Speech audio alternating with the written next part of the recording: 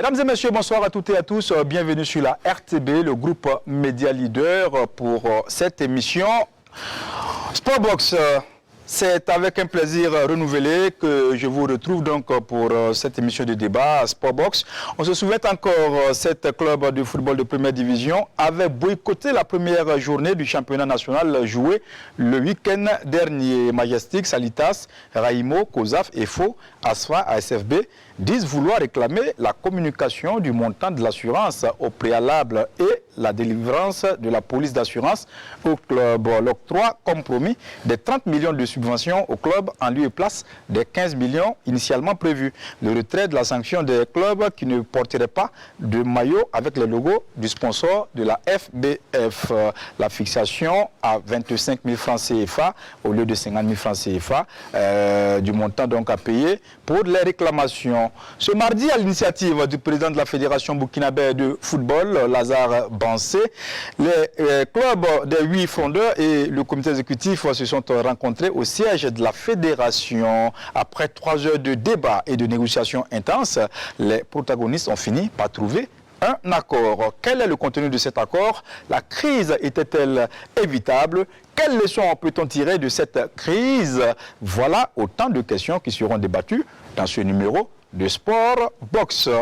Justement, sur ce plateau, Boukari Ouedraogo de la Fondation Hirondelle. Bonsoir. Bonsoir, Jean-Michel. Et puis, Ibrahim Diallo, il est journaliste sportif précédemment à la radio nationale. Bonsoir Ibrahim. Bonsoir Modeste, bonsoir à tous. Adama Ouedraogo, président du Majestic Sporting Club. Adama, bonsoir.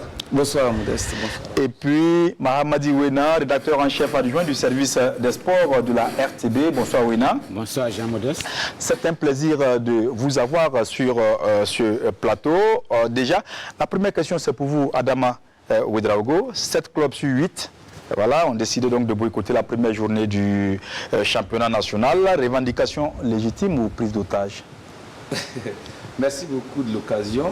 D'abord, le terme boycott, nous n'avons pas boycotté. C'est un peu trop fort? C'est un peu trop fort à mon sens, parce que tout le monde a vu cette réaction venir. Mais avant de répondre si c'est légitime ou pas, j'aimerais une fois de plus présenter au nom de tous les présidents signataires de cette requête-là, en tout cas nos excuses à tous les amoureux du ballon rond, c'est-à-dire tous ceux qui nous ont dévancés dans le football burkinabé, les supporters, les joueurs, les encadreurs, en tout cas qu'ils soient d'ici ou d'ailleurs.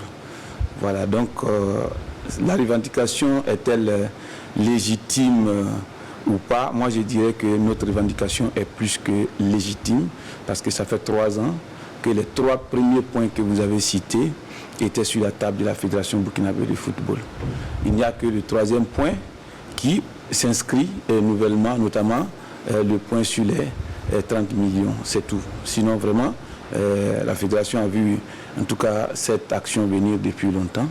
Donc, je me dis que c'est quand même légitime. D'accord. Comment en sommes-nous arrivés là, Mamadi Wena, quand on regarde la situation que nous avons vécue le week-end dernier? Bon, la situation qu'on a vécue le week-end dernier, c'est vrai, comme le président Adama vient de le dire, que c'est depuis 3 ans que les 3 premiers points sont sur la table de la Fédération. Maintenant, ce qui posait problème, c'est le timing.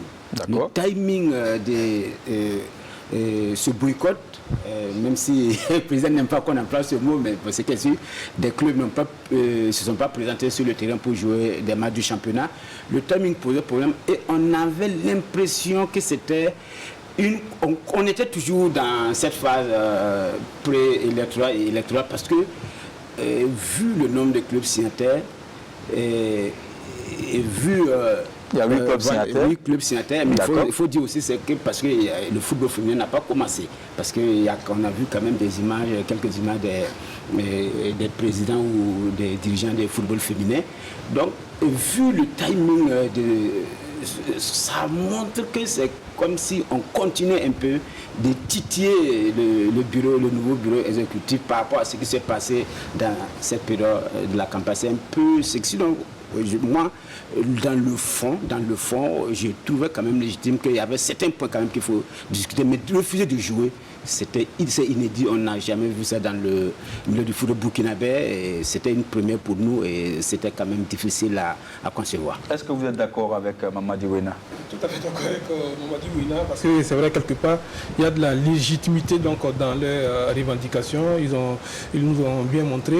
Et maintenant, donc, le côté qu'on a déploré, c'est justement donc, cette prise en otage donc, du championnat. Donc vous êtes d'accord que c'est une prise en otage? Oui, bien sûr, c'est une prise en otage. C'est un moyen de pression qu'ils avaient donc, contre la fédération. Donc ils ont tenté de l'utiliser. Et je pense que cette décision est venue un peu très tôt, parce que dans un processus de négociation, il faut souvent aller doucement. Et après, quand on voit que l'adversaire ou plutôt l'interlocuteur en face ne répond pas, on essaie donc maintenant d'accentuer la pression pour le faire plier. Mais du coup, pour cette fois-ci, ce n'était pas le cas. Il y avait vraiment, dès le départ, donc, une sorte de pression sur le président de la fédération ou sur la fédération burkinabé de football, c'est qu'elle a laissé croire à des règlements de compte suite à la campagne électorale et même la pré-campagne, tout ça. Donc, ce sont ces événements qui ont fait, en ce moment, on a ressenti un malaise vu comment ça se déroulait. Sinon, pour ce qui concerne les revendications, c'est bien légitime et c'est tout à fait normal que des clubs, ceux qui font même le football burkinabé,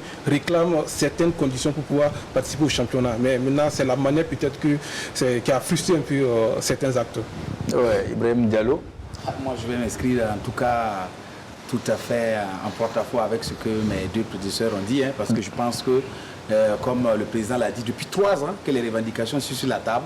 S'il faut attendre une 4e année encore ou une 5e année avant de revendiquer, je pense que la solution ne serait jamais Mais il y a un trouvée. cadre pour régler tous ces problèmes. Il y a eu des assemblées générales lors de la 3e année. L'année dernière, en 2019, il y a eu une assemblée générale. Oui, il y a eu la toute dernière assemblée générale. Également sur comment est-ce que les règlements donc, sont amendés au niveau de la fédération. Parce que n'oubliez pas que cette année, parce que nous, on cette année, vous avez oublié une chose importante, c'est qu'il n'y a pas eu un bureau de consensus.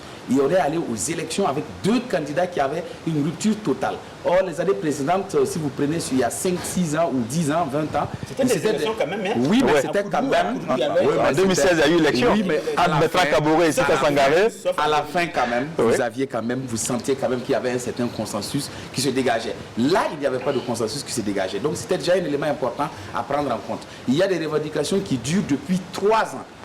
De mémoire d'aucun journaliste, vous allez me dire qu'il y a eu des revendications dans ce Faso Foot qui ont duré 3 ans, où des clubs ont posé des problèmes pendant 3 ans, les mêmes problèmes pendant 3 ans. Est-ce qu'ils ont posé le problème dans un cadre légal, l'Assemblée générale? Adama Ouedraogo. Que le problème a été Adama Ouedraogo est là. Il n'a pas trouvé de réponse favorable parce qu'ils étaient minoritaires.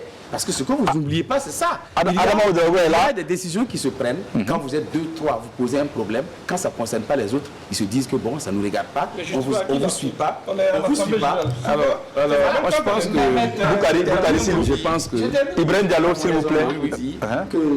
Il va finir et puis... Le championnat cette année, ça allait encore passer comme une lettre morte et personne n'aurait réagi parce qu'il serait resté dans cette même minorité-là et ça serait resté comme ça. Et je pense que le problème n'aurait pas trouvé de solution. Parce que si aujourd'hui on est en train de parler de solution qui a été trouvée, c'est bien parce qu'il y a eu cette situation-là. Merci beaucoup Diallo. Oui. Adama Ouedraogo. Je retiens... Pourquoi vous ne posez pas les problèmes dans un cadre légal? Alors, je pense qu'on n'est pas dans un cadre illégal. D'accord. Premièrement, il faut que vraiment les acteurs et tous ceux qui nous écoutent comprennent que pour ce que Ouena vient de dire, il faut pas inscrire cette lutte-là dans la 2e mi-temps des élections. Ah d'accord. J'ai toujours dit, cette action ne pouvait pas amener le président Bassé à quitter la fédération.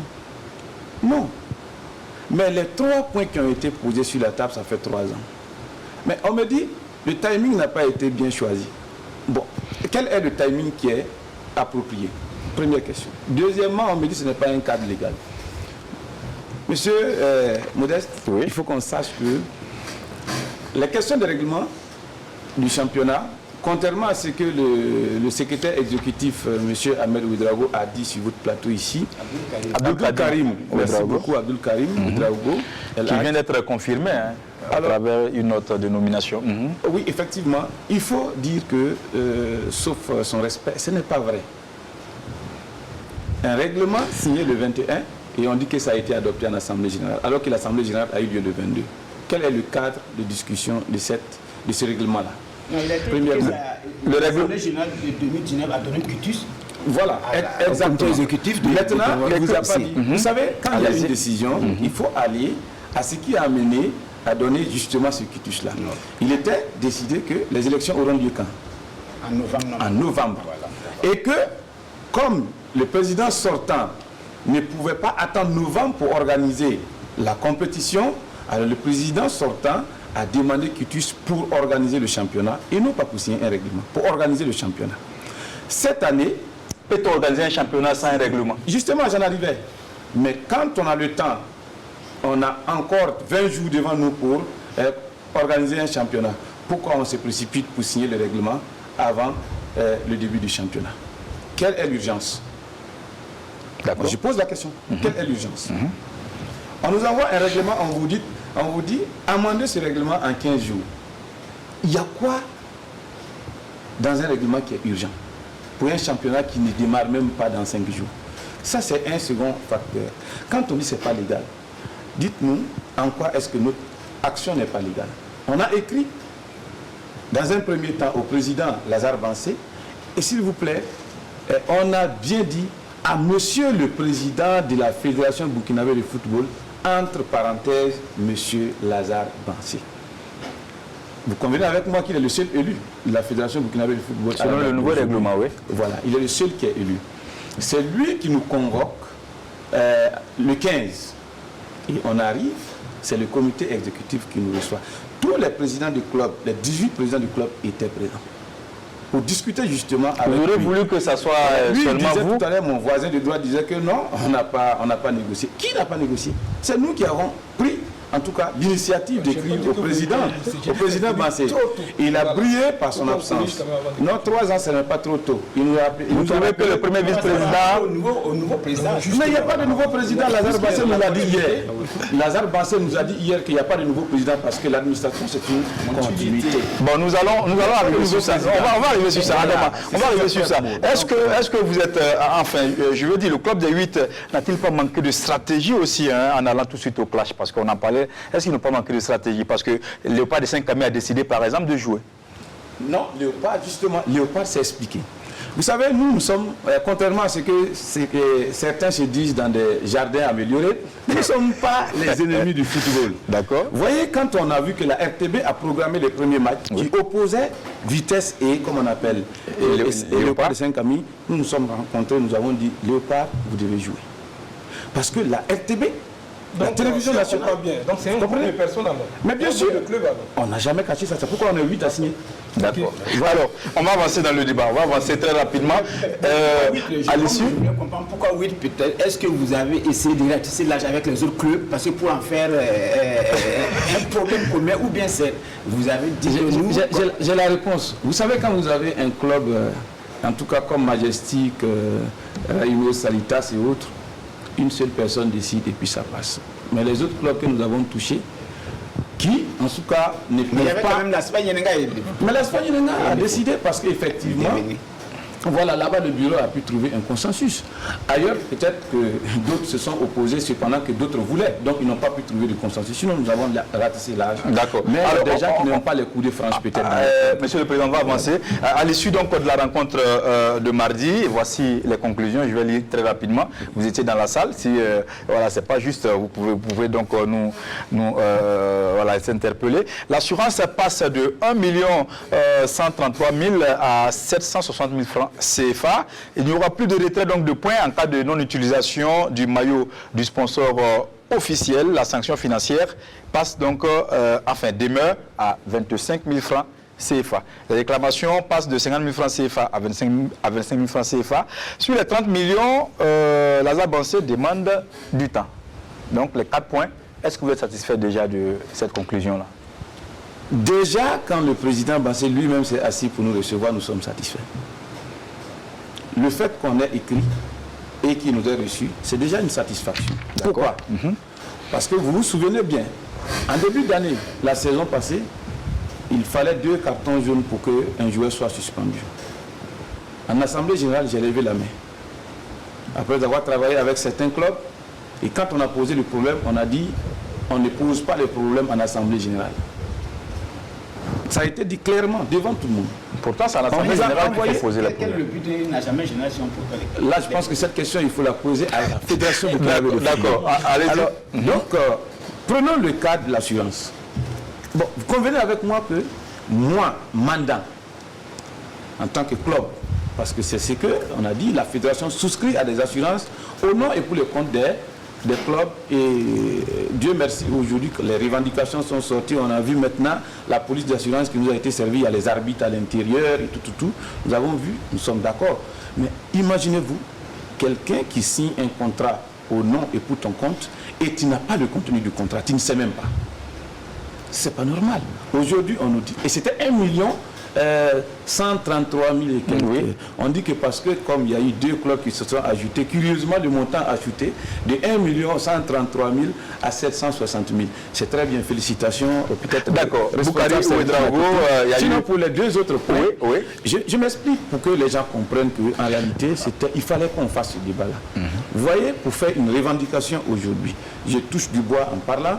Si un club burkinabé sort en campagne africaine et que le SG constate une faute technique d'arbitrage, il ne s'est jamais essayé à une procédure de revendication de requête. Il fait comment? Mais la requête est à 50 000. Pourquoi les clubs ne font pas de requête? C'est trop cher payé pour les clubs? On se bat pour qu'on ajoute même la subvention. Vous dites que c'est pas cher. 25, parce que aussi quand le prix est bas, il y a des réclamations de complaisance. Pour un rien, pour peu, chaque club se lève et veut faire des réclamations. C'est pour ça peut-être que c'est monté à 50 000. C'est possible. Oui. Mais quand ce club-là serait en tout cas rejeté ou bien débouté de son action, une fois, 2 fois, les clubs vont plus essayer ça aussi. Ça c'est clair et net. Et puis, par-dessus tout, ce qui est le plus intéressant, c'est qu'en ne faisant pas aussi des requêtes, vos arbitres aussi sifflent comme ils veulent. Parce qu'ils savent qu'aucun club ne va faire une requête. Parce que c'est dissuasif. D'accord. Alors, Boukari Ouedraogo, attends, il y a eu accord. Hein? Qu'est-ce que cet accord-là t'explique comme commentaire? Non, je pense que ça remonte bien la légitimité donc, de les revendications. Comme on a dit, personne n'a nié. C'est peut-être qu'on a des divergences sur la méthode de lutte employée par ces 8 clubs-là. Et on sait que les grèves, ce n'est pas la première fois que ça arrive donc, dans le monde du football. C'est que cette année même en France, il y a les clubs de 2-2, les clubs féminins plutôt qui sont en train également, qui menacent d'aller en grève du fait de la mauvaise répartition donc, des subventions. Donc on reconnaît que c'est des éléments, c'est légitime, c'est des revendications légitimes. Maintenant, on se rend compte que chacun essaie de faire des concessions parce qu'il y a également donc, le débat sur les 30 millions, la promesse donc, faite par le président Bansé. Le groupe de 8, si on peut les appeler comme ça. Oui, le groupe de 8. Le groupe de 8, donc on accepte voilà. D'accord. Il a compris, voilà. D'accord. Allez-y. Voilà, le groupe de fondeurs l'a accepté. Donc ça montre qu'il y a eu du fair play dans les différentes discussions. Et donc chacun a fait des concessions. Et c'est ce qu'on veut dans le football burkinabé. Maintenant, je pense que bon, ça nous amène à repartir sur l'origine de ce problème-là. C'est-à-dire qu'il y a peut-être quelque part un manque de communication. Parce que tous les éléments relevés donc, dans les revendications, en principe, en 1 heure de discussion, c'est des trucs qu'on peut régler. Voilà, donc tout ça aussi, ça révèle d'autres problèmes, peut-être qu'on n'en est pas encore arrivé. Donc sur même la fédération burkinabé de football, sur les structures de notre football. La Ligue de football professionnel, par exemple, pour les 3 revendications, pour moi, ce n'est pas à la fédération de gérer ce problème-là. C'est à la Ligue de football professionnel de gérer cet aspect. Vous voyez, c'est l'instance qui organise le championnat national. Donc, plus proche des clubs. Voilà, et plus proche des clubs. Donc c'est censé être aussi l'émanation des clubs, même si dans notre contexte, c'est un peu différent. Donc c'est la Ligue de football professionnel qui aurait dû gérer cette affaire. Mais ce n'est pas le cas. Et maintenant, qu'est-ce que ça implique aussi? Ça implique aussi que la Ligue de football professionnel soit également l'émanation des différents clubs. Parce que si ce sont les clubs qui discutent de ce qu'ils veulent pour leur championnat, de comment ils doivent se jouer ce championnat. Vous voulez une ligue autonome? Oui, bien sûr. Bien sûr. Je pense que justement, si on a ce problème, c'est parce que la Ligue n'est pas autonome. Justement. Parce que si la Ligue était autonome, peut-être que l'affaire des 30 millions serait traitée séparément de ces 3 points, donc des 3 premiers points de revendication du groupe de 8. Donc je pense que c'est là aussi le problème donc, de cette fédération. La discussion, ce serait fait entre Abdul Karim Ouedraogo et les différents clubs. Oui, je vais préciser même déjà que si la Ligue de football était déjà même indépendante, ce n'est même pas la fédération qui subventionnerait les clubs. Ce serait la Ligue qui va lever les fonds là où il faut lever, parce que c'est l'émanation des clubs et la Ligue va lever les fonds pour subventionner les clubs à son niveau. Voilà. Je vous prends un exemple. Je pense que c'était en 2015 en Espagne.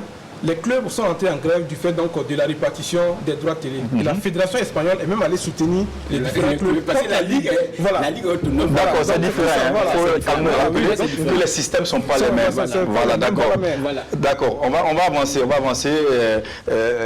va quand même laisser Diallo dire quelque chose par rapport à cette question. Non, tout à fait. Ce que les uns et les autres ont dit est exact. Il faut arriver à avoir une meilleure organisation, en tout cas, de ce championnat-là, pour séparer effectivement les rôles et responsabiliser les gens. Parce qu'aujourd'hui, si cette crise est effectivement arrivée, c'est parce qu'on a tardé aussi à mettre en place cette ligue professionnelle de football où on ne savait pas réellement qui dirigeait. Vous l'avez dit, ce n'est qu'avant-hier ou c'est hier que Abdul Karim Ouedraogo a été confirmé. Mais il a pris... aujourd'hui, on va dire que c'est aujourd'hui. Déjà, voilà, la note est sortie aujourd'hui. Mais je vais dire que si officiellement c'est sorti qu'avant-hier, c'est pour vous dire que si on a l'information qu'avant-hier, il y a quand même des soucis, en tout cas d'organisation, qu'il faut corriger à l'avenir. Quand il y a des élections qui sont rapprochées par rapport donc au début du championnat, il va falloir très vite corriger. Vous êtes déjà dans les perspectives alors que nous ne sommes pas encore là.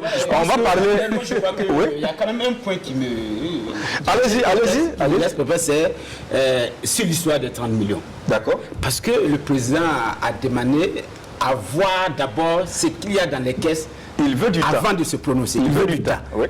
Mais ce n'est pas une promesse ferme par rapport à la rencontre de mardi.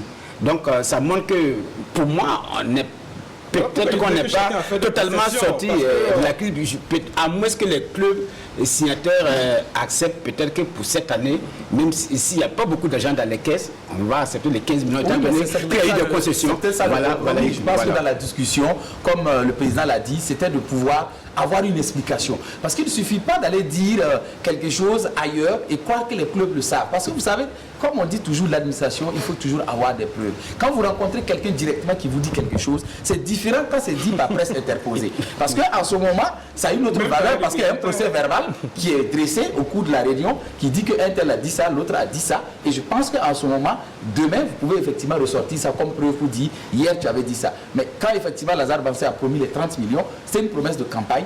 Après la campagne, les clubs demandent à avoir une clarification. Est-ce que réellement ça sera appliqué cette année ou il y aura un autre mécanisme qui va être mis en place pour qu'on puisse appliquer ça? Je pense que s'ils se sont expliqués et qu'ils ont compris, ils ont dit d'accord, on te laisse le temps de pouvoir réfléchir et de nous revenir, c'est tant mieux. Et c'est ce que justement ces clubs la demandé. Sur l'assurance, on s'est rendu compte qu'il fallait juste une explication. Quand on regarde, rien n'a changé là-bas. C'est juste une explication. Non, il y a quand même le montant baissé. Le montant baissé. Il y a 18 clubs cette année. C'est pour cela que le montant a baissé. Voilà, le montant a curieusement quitté de comme on a vous parlez de curieusement.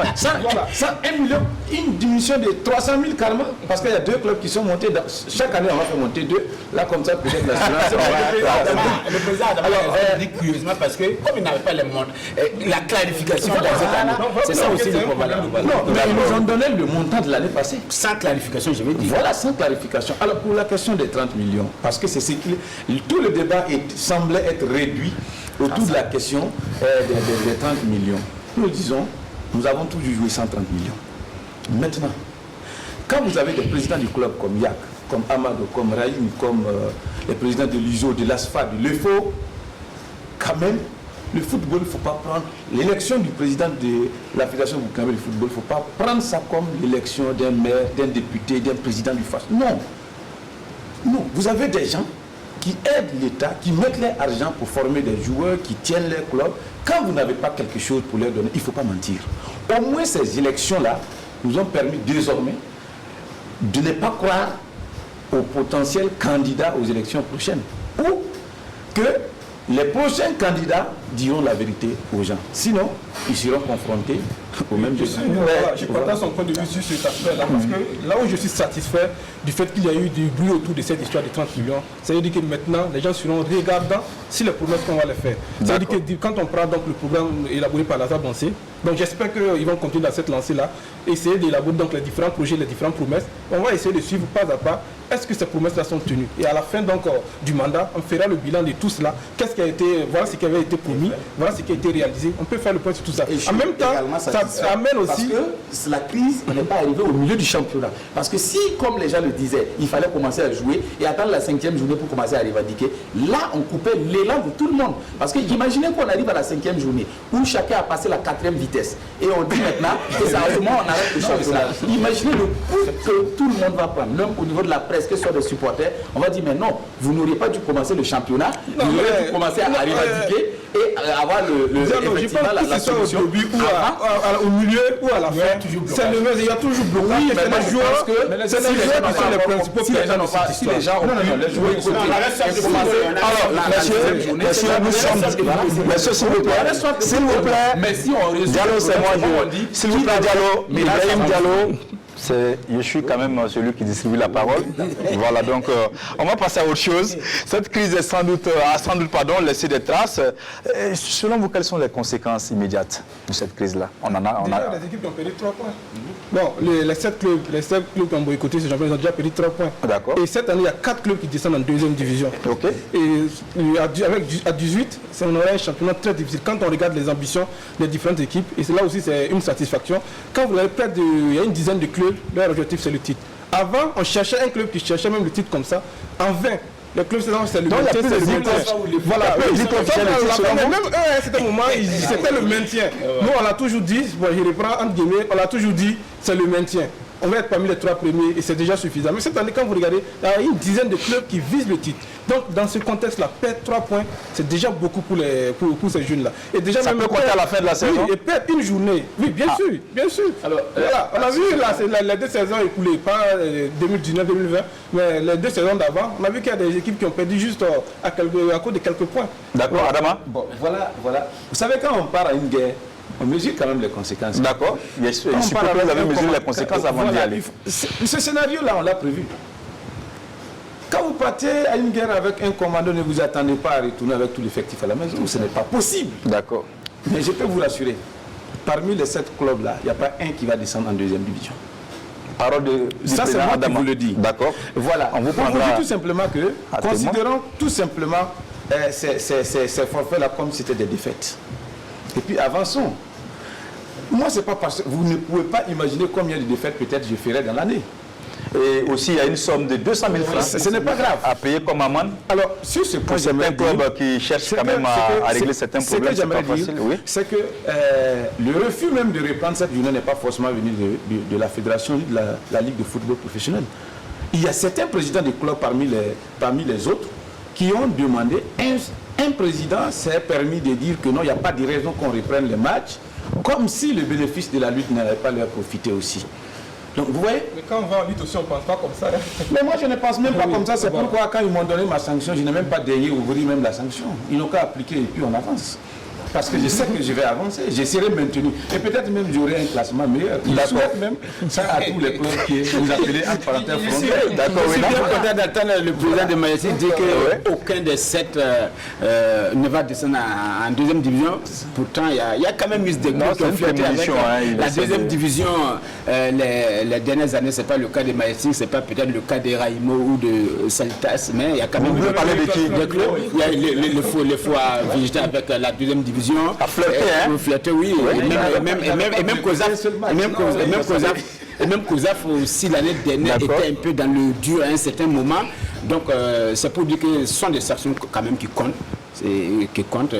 3 points pour démarrer un championnat, c'est beaucoup. Et bon, la sanction pécuniaire, je peux dire qu'elle est moindre parce que les clubs ont gagné plus que ces 200 000 francs là, parce que quand vous avez maintenant la possibilité d'avoir votre sponsor, peut-être que c'est en termes de coût, ça va être plus que ces 200 000 francs.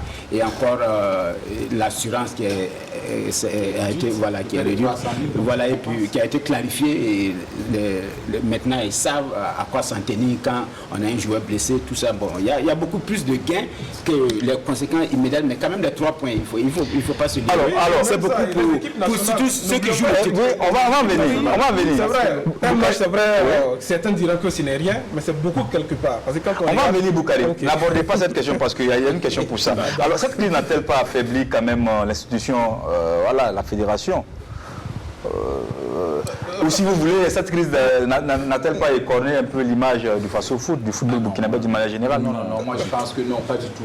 C'est-à-dire que tout le monde est sorti grandi de la situation. C'était perdurer dans l'erreur qui était quand même pour moi quelque chose qui allait être aberrant et continuer dans ça qui était très mauvais. Moi je pense que là, Lazare Bansi est en train de montrer ses qualités de manager parce qu'il est venu, on a vanté ses qualités de manager. S'il a réussi à désamorcer une crise en une seule rencontre, ça veut dire que s'il maintient cette cadence-là et cette dynamique-là, rencontrer à chaque fois qu'il y a des problèmes, les clubs pour discuter à bâton rompu et ne pas envoyer quelqu'un. Parce que vous savez, c'est très important. Quand vous envoyez votre représentant pour venir rencontrer des gens qui viennent d'eux-mêmes et qui mettent leur argent dans un championnat, ça dit que ça pose problème. Mais quand vous venez les rencontrer, le fait, comme le président l'a dit, de les écouter, ça les rassure déjà que vous êtes de bonne foi et qu'on peut avancer avec vous. Et je pense que cette crise-là, effectivement, est venue montrer qu'il faut qu'il aille dans ce sens-là pour pouvoir résoudre très rapidement les crises. Et il ne faut pas attendre que ça passe dans la presse. Dès que vous entendez qu'il y a quelqu'un qui commence à se plaindre, je pense qu'il faut l'appeler pour lui dire « J'ai appris que tu es en train de plaindre par rapport à ça, mais voilà. Est-ce qu'on peut s'entendre sur ça? Il faut qu'on se comprenne aussi. Quand on a tort aussi, il faut pouvoir dire à la personne « Écoute, tu n'as pas raison, tu es en train de vouloir me faire un faux procès. Voilà la situation réelle. » Et ça montre également aussi la bonne foi des clubs dits fondeurs. D'accord. Parce que quand ils partent, ils ont réussi donc à faire des concessions sur certains points. Et on a vu, si c'était arrivé encore, c'était juste des questions de compréhension, des clarifications pour certains sujets. Donc on voit qu'il y a eu du fair play, il y a eu donc de la bonne foi des deux côtés. Et c'est ce qu'on souhaite pour le face-au-foot. Alors, moi, je dirais sur la question, en tout cas la portée de cette action-là. Oui. Oui, aujourd'hui. Parce qu'on a reçu des coups de fil de partout. Hein. Oui. De Paris en passant par Washington, Abidjan. Oui, bien sûr. Mais déjà, c'est bien. Pour comprendre. Ouais, déjà, parce que c'est une première comme dans l'histoire du football burkinabé. Ah oui, d'accord. Donc, c'est déjà très bien. Ça, c'est des conséquences immédiates. D'accord. Alors, ce que je voudrais dire, tout simplement, c'est que désormais, ne serait-ce que pour nous, les présidents des clubs, déjà, aucun règlement, aucun draft de règlement ne passera comme une lettre à la poste pour retourner à la LFP. Les clubs vont bien lire. Mais ça me surprend parce que quand même les drafts sont... On envoie les drafts dans les boîtes mail des clubs. Certains ne lisaient pas. Justement. D'accord, allez-y. Vous savez, souvent moi je me pose la question. C'est vrai que quelqu'un disait que quand on veut cacher quelque chose à un Africain, il faut le mettre peut-être, certains Africains, il faut le mettre dans un livre. Oui, c'est vrai. Mais quand on veut bien faire, on fait tout pour ne pas le cacher à celui qu'on veut le montrer. J'ai proposé que quand il y a un séminaire pour l'adoption du, comme on appelle, du règlement intérieur, qu'on convoque les équipes, les secrétaires généraux ou les présidents à un séminaire, on s'assoit, on présente le truc, on adopte et on s'en va. Personne ne viendra demain pour dire que ce passage du règlement-là, je ne l'ai pas lu, je ne l'ai pas compris ou bien je le remets en cause. Ça, c'est un. Quand on veut bien faire, on se donne les moyens d'être clair et net dans ce qu'on fait. Mais savoir que les gens ne lisent pas et l'envoyer toujours de la même manière, ça veut dire qu'on s'attend au même résultat. Et après, c'est pour dire qu'ils ne lisent pas. Non, ça ne va pas marcher comme ça. Et ensuite, il faut reconnaître que l'aspect administratif... Vous lisez, vous Adama Ouedraogo, vous lisez, vous faites on appelle ça des amendements et vous envoyez. Oui, bon, pourquoi vous le faites alors que vous aurez dû faire comme les autres hein? Oui, c'est normal. Bon, mais moi, je défends la cause de la majorité ici. Voilà, c'est pas... faut pas... Majestic et ma personne, pour moi, ne vaut pas grand-chose dans cette lutte-là. D'accord. On parle des présidents du club en général, même ceux qui n'ont pas grévé. Voilà, même ceux qui ont joué, ce n'est pas ceux qui font ce travail-là forcément, certains d'entre eux. D'accord. Voilà. Deuxièmement, c'est que l'aspect administratif des clubs était relégué au second plan et c'est l'aspect technique sur le terrain qui est mis en avant. Aujourd'hui, vous allez voir, en tout cas c'est une demande, au même titre que l'aspect technique, renforçons un peu sur le côté administratif et juridique nos clubs. On va lever beaucoup de comment on appelle, de préalables et ça va avancer naturellement. Vous voyez, ça c'est déjà important. Et moi je pense que ce qui est aussi fondamental, c'est qu'aujourd'hui, aucun président du club, aucun président de la fédération ne va venir et ne pas, en tout cas se rassurer que les textes qu'on est en train de voter là, est-ce que les présidents du club là sont d'accord ou pas? Ou bien, qu'est-ce qu'ils ont dit par rapport à ça? D'accord. Voilà. Alors, cette crise peut-elle influer sur les équipes nationales? De l'aspect administratif des clubs, j'ai lu quelque part que les clubs demandent à ce que les SG soient plus en charge désormais des salariés comme le RG de la fédération, mais je crois que les clubs doivent y aller. Les clubs, moi, il y a beaucoup de choses qui me gênent dans la gestion du football burkinabé, au niveau des clubs. Il y a beaucoup de bénévolat. Vous savez qu'on ne peut pas faire du bénévolat et avoir des résultats. Pour que les RG soient efficaces, il faut qu'ils soient des salariés. Moi, je ne peux pas comprendre que des clubs en base assez d'argent, quand ils sont obligés de chercher de l'argent un peu partout, sans avoir quand même des salariés. Surtout, je dois être des salariés. Vous parlez de RG ou bien les secrétaires? Parce qu'il y a deux types. Non, pas le secrétaire. Moi, je parle d'abord de RG. Non, parce qu'il y a un secrétaire qui est sur le banc de touche. Le secrétaire, lui, c'est le jour du match. Mais non, mais qui s'occupe de l'aspect carton. Mais il fait un bon travail aussi. Moi, je parle de RG, le secrétaire général. Le secrétaire général, voilà. Ça doit être des salariés. Il faut que nos clubs comprennent qu'on doit passer. Et qui doit payer les salaires? Non, les clubs. Si on peut payer un joueur, on peut payer l'administratif qui va bien gérer le club. Ce que les clubs demandent, c'est que la fédération paye les salaires. Non, il ne faut pas ça. C'est ce que les clubs demandent. En fait, le débat ça a été tronqué. Non. Le président Lazare Bansé a dit que les 30 millions qu'il a promis au club ne se fera pas dans le type organisationnel qui existe actuellement. D'accord. Voilà ce qu'il a dit. Il a dit que pour que ce soit effectif, lui, il ne va pas donner l'argent pour donner, mais il faut une très bonne organisation et qu'ensemble, on allait s'asseoir pour voir quel organigramme nous allons en tout cas arrêter pour que ce soit uniforme dans les clubs. Ailleurs, tu trouves un PCA, un PCE, et ailleurs, tu trouves les deux à la fois, etc. Et puis, lui, il veut qu'on uniforme tout ça, oui. Et que, en tout cas, à l'intérieur du club, qu'on ait une bonne gestion, un bon secrétaire administratif, parce que tout à l'heure, il y a eu des débats entre secrétaire général et puis secrétaire. Non, je pense que vous avez raison. Hier, dans les débats, il y a le secrétaire administratif qui s'occupe du quotidien, les papyrasses et autres. Le secrétaire général, lui, il peut être dans le bureau du club. Tant que secrétaire général, lui, sa tâche peut être peut-être avec le président, peut-être courir, chercher, qu'est-ce qu'il faut faire. Quand le transfert des joueurs, lui, il donne son quitus. Mais il faut reconnaître qu'il y a les SG actuellement dans les clubs qui sont payés avec un salaire, en tout cas, acceptable. Majestic paye son SG? Ça c'est non, c'est pas secret. Bon, je ne veux pas que vous parliez de Majestic. D'accord, vous avez dit j'ai commencé administrateur, j'ai été SG plein et aujourd'hui je suis président du comité exécutif. J'ai tout le temps été payé. D'accord. Voilà, j'ai tout le temps été payé. Donc je suis sûr que beaucoup de clubs le font déjà. Donc c'est pour dire tout simplement que c'est à l'issue de ce débat-là que les clubs ont dit, il n'y a aucun problème. Si vous pensez qu'il y a cette organisation-là que nous devons mettre en place, il faut nous aider à prendre en charge les SG que vous voulez désormais. Ils veulent que ce soit des SG permanents qui ne vont pas bouger. Voilà, les petites formations que la fédération donne actuellement. Vous voyez, on forme cette année. Bon, aujourd'hui, il y a des secrétaires généraux qui sont là, mais qui ne devaient pas passer un concours d'État. S'ils ont une... Il y en a aussi qu'on limoge. Hein. Voilà, il y en a aussi qu'on limoge, mais bon, il faut aller voir peut-être qu'il a signé des papiers sans informer le président. Et quand c'est comme ça, chez nous, ça ne pardonne pas. Dieu merci, chez nous, ça n'arrive pas aussi. Donc, je veux dire tout simplement que les SG ne sont pas, en tout cas, ils n'ont pas une assurance, donc ils sont pas périns. Ils sont pas périns dans les clubs. Il faut que ce soit fait en emploi. Voilà. Que des gens puissent, comme un arbitre, entrer dedans. Exactement. Et se dire qu'il peut être recruté. Il peut faire carrière. Voilà, il peut faire carrière.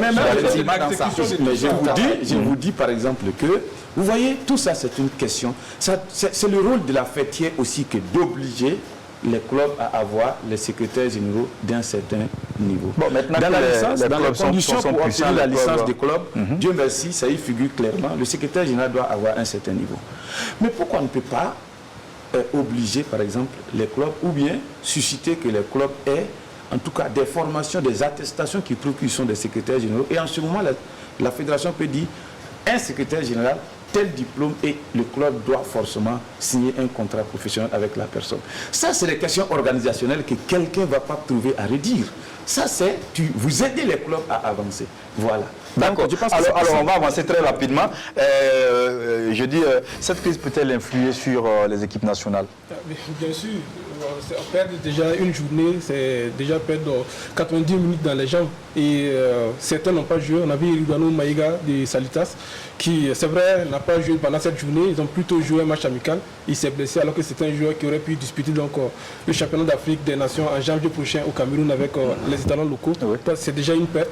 Donc déjà, pour un entraîneur, quand vous essayez d'observer tout ce contexte, vous avez près de 6-7 rencontres qui ne sont pas jouées.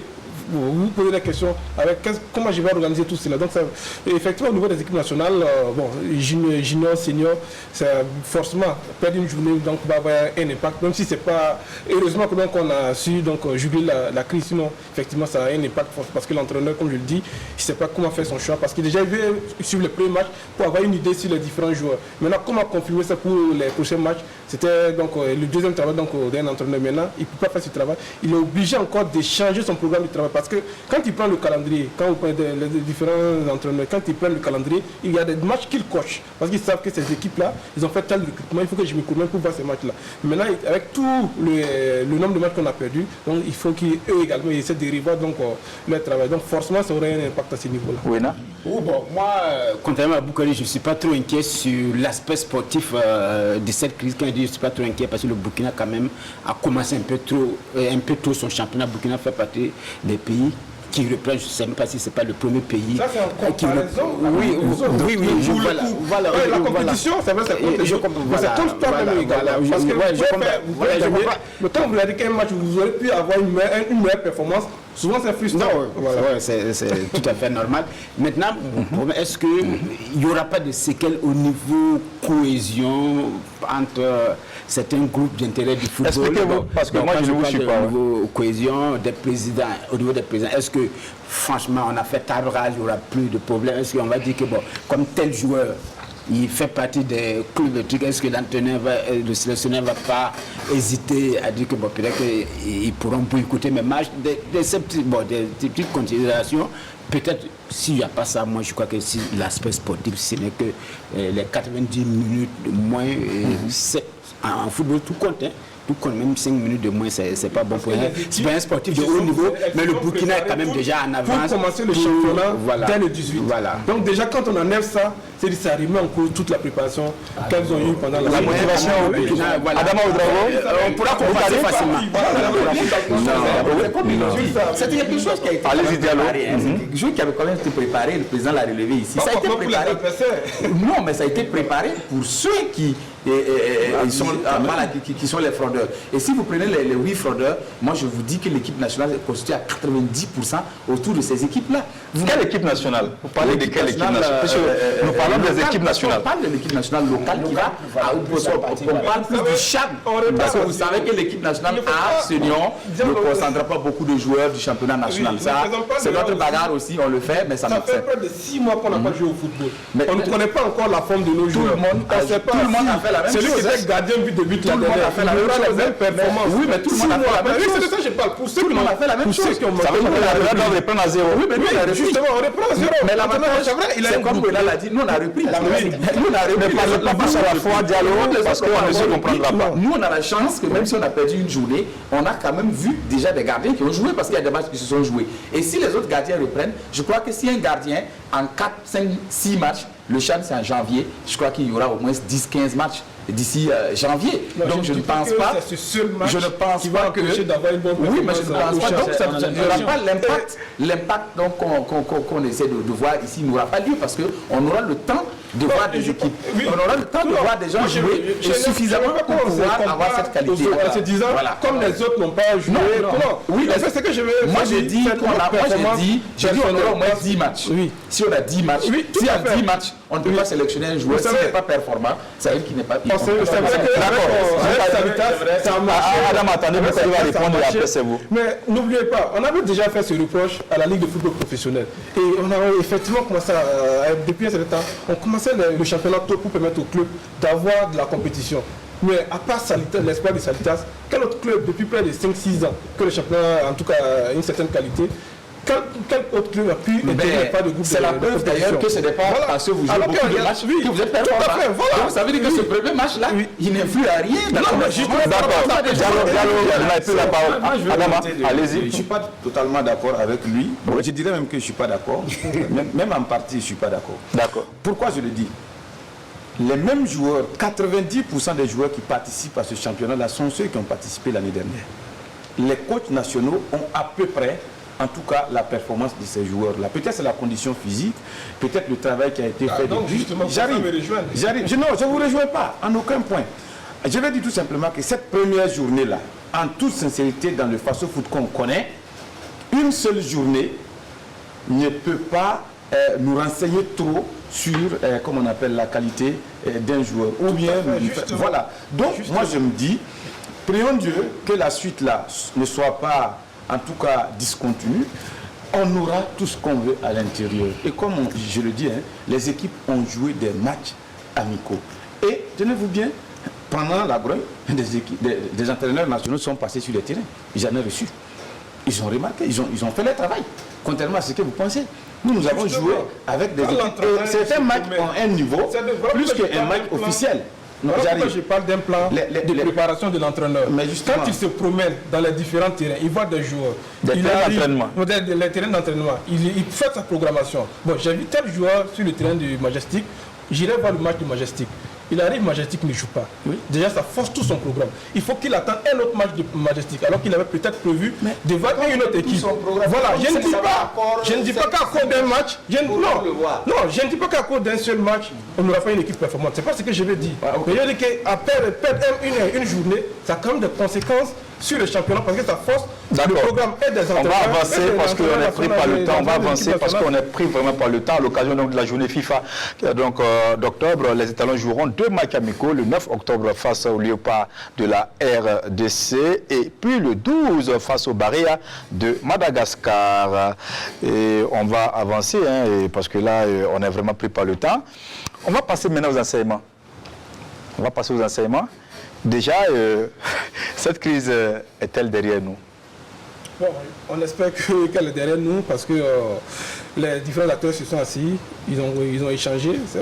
Adama a été un peu révélé sur certains éléments. Déjà, ça nous montre que ce n'est pas le dialogue qu'on peut résoudre le problème. Le ministre des Sports l'a bien dit, c'est celui qui aime la calebasse. Lorsque vous êtes en train de la tirer, c'est celui qui aime la calebasse, qui lâche prise pour que ça ne se retrouve pas en morceaux. En tout cas, c'est une expression que j'ai beaucoup aimée. Et ça montre que donc, il faut qu'on aille au dialogue. Sur le dialogue peut résoudre les différends. Et maintenant, il faudrait qu'on essaie d'améliorer le problème de communication qu'il y a entre les clubs et entre les structures dirigeantes. Parce que je pense que si on en est arrivé là, c'est du fait également donc, du fait qu'il n'y a pas assez de communication entre les différents clubs et entre les différents acteurs. Parce qu'on a chacun, on se regarde en situation de défaillance, l'autre, au lieu d'être un adversaire, c'est plutôt un ennemi. Et là, ça ne facilite pas donc, la collaboration. Donc je pense que c'est des éléments d'enseignement qu'on a pris. Et, bon, effectivement, la leçon qu'ils donnent, c'est que désormais, on espère que, en tout cas, ils vont rester dans cette continuité-là et demander donc aux différents dirigeants la redevabilité.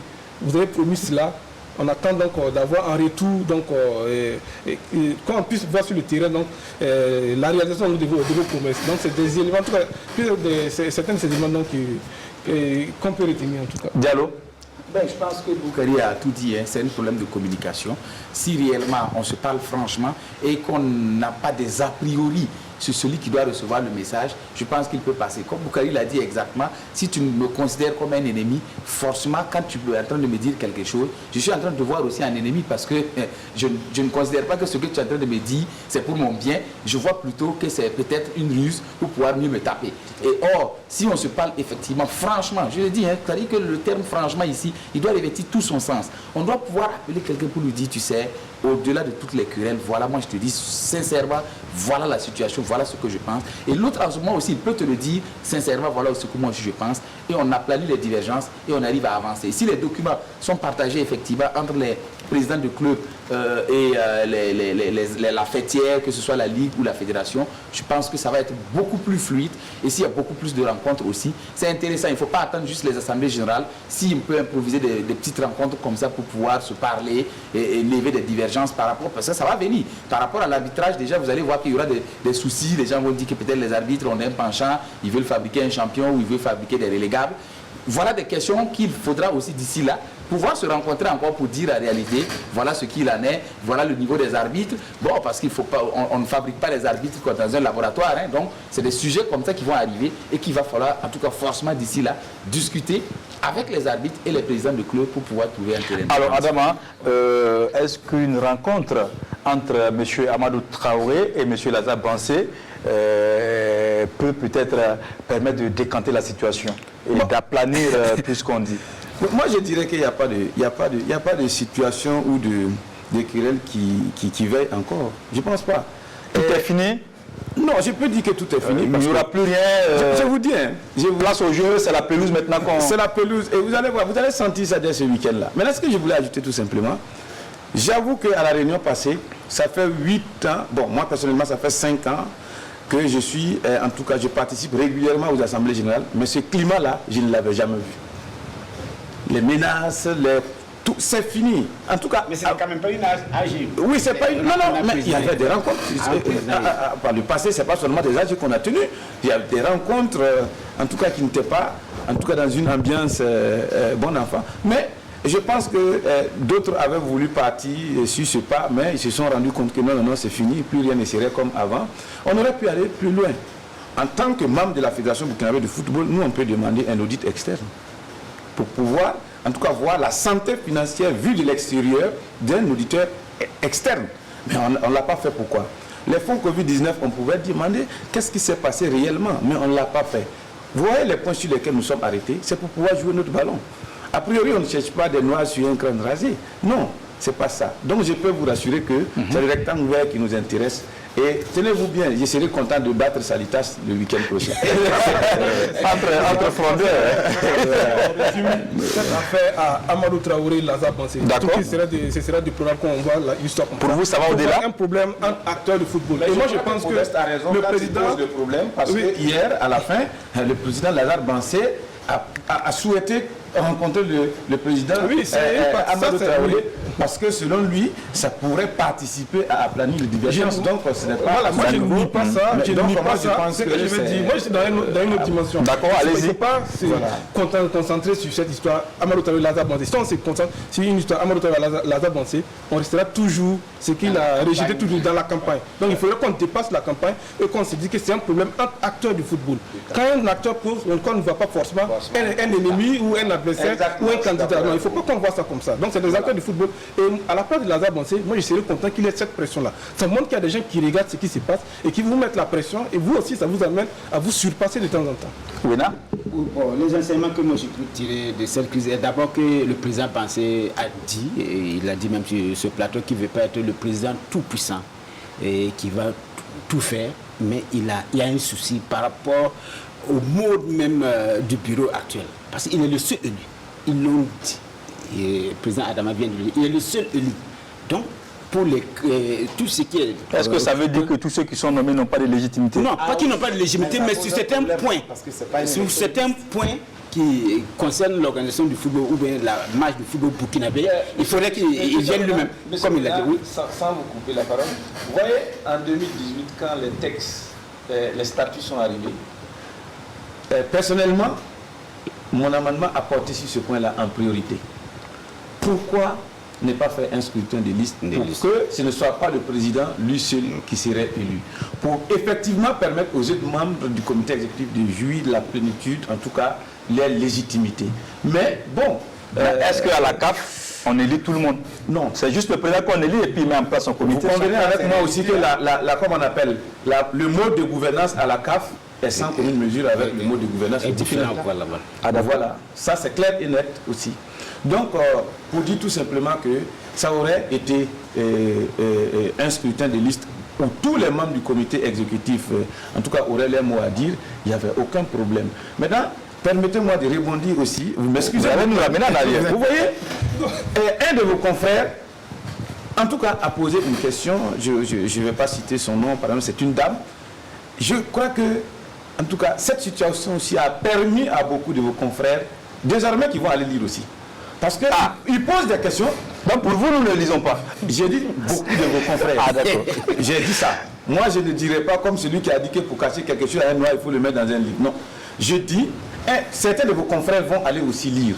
Parce qu'ils ont des interprétations pour que, par exemple, quand quelqu'un nous dit, quand un journaliste nous dit, vous étiez où quand on adoptait les textes en Assemblée générale? Mais il ne sait pas qu'il y a certains textes qu'on n'adopte pas en Assemblée générale. Mais il y en a certains aussi qu'on adopte et puis les gens ne parlent pas. Mais tout est cité dans un livre. Mais dis-moi aussi qu'on ne laisse pas les journalistes parce qu'aux âges, c'est qui n'est même pas normal déjà. Non, voilà. Pour participer aux âges, Les journalistes même, nous allons revendiquer parce qu'aux âges, parce que lis le texte. Ce n'est pas aux âges qu'on lit les textes. C'est normal que vous m'attaquez. D'accord. J'ai dit que ça mènerait à l'épisode. Vous êtes parmi les journalistes. Elle a dit, vous étiez où quand on adoptait les textes en âge? Je suis en train de mettre en évidence qu'il y a certains textes qui ne sont pas pris en âge. Et pour moi, pour pouvoir venir poser une question, à des présidents du club, pour pouvoir venir poser une telle question à des présidents du club, il faut savoir que ta question ne serait pas balayée du revers de la main gauche par une seule phrase. Parce que c'est important. Mais même d'accord qu'il y a certains tests aussi quand même qui sont adoptés en âge et que parfois les présidents sont assis et puis bon on adopte le texte et puis après il y a ce plan. J'ai commencé en disant que l'un des enseignements, j'ai commencé même par là, dit que ça permettrait à certains présidents du club, effectivement, de ne pas laisser les règlements passer comme des lettres à la poste. D'accord, on vers la fin, voilà, très rapidement. je n'avais pas fini. On n'est pas fini, on pourra aller jusqu'au bout. Le huis clos levé pour cette deuxième journée. Monsieur, commentaire rapidement. Moi, dans le contexte burkinabé, on n'avait pas besoin d'un huis clos. Les marchés, dans le marché burkinabé, il y a plus de mesures barrières sont maintenues que dans le foot. Il faut respecter les mesures barrières à l'entrée des stades. Justement, c'est ce qui n'est pas bien. C'est vrai, pour la forme, il y aura par exemple des seaux d'eau et des savons. Il y aura aussi les cache-nez. Il y aura des cache-nez. D'accord. Mais entre nous, c'est pratique cette décision-là. Est-ce que c'est réaliste? C'est pour la forme. On sait déjà qu'on n'a pas assez de moyens. Il y a des meetings politiques. Personne n'a cache-nez au premier rang. Personne. Il n'y a même pas de dispositif de lavage de mains. Vous m'excusez, mais c'est la réalité. C'est pas tous les meetings. Il y a des la RTB ne se fait pas du mal à nous présenter ces images. D'accord, monsieur, c'est terminé pour ce soir. En tout cas, merci beaucoup d'être venu parmi nous parce que là, on a quand même rehaussé le débat. Merci à Boukari Ouedraogo, Hirondelle. Merci au président Adama Ouedraogo, président du Majestic Sporting Club. Vous jouez ce week-end contre Salitas. Et voilà, et merci à Ibrahim Diallo, journaliste sportif, et merci à Mamadi Wena également. En tout cas, merci à vous, messieurs. Merci à vous aussi qui êtes restés à la maison pour nous suivre et à très bientôt sur la RTB. Sachez que pour ce vendredi déjà, il y aura donc en ouverture de la deuxième journée, les Léopards de Saint-Camille seront donc face à l'AS Police au stade municipal Youssoufou Joseph Konombo et à Bobo Gulasso, Vitesse FC recevra l'Union sportive des forces armées. Coup d'envoi 15h30. C'est tout et merci encore une fois. Sportbox, ça boxe toujours. Bonsoir.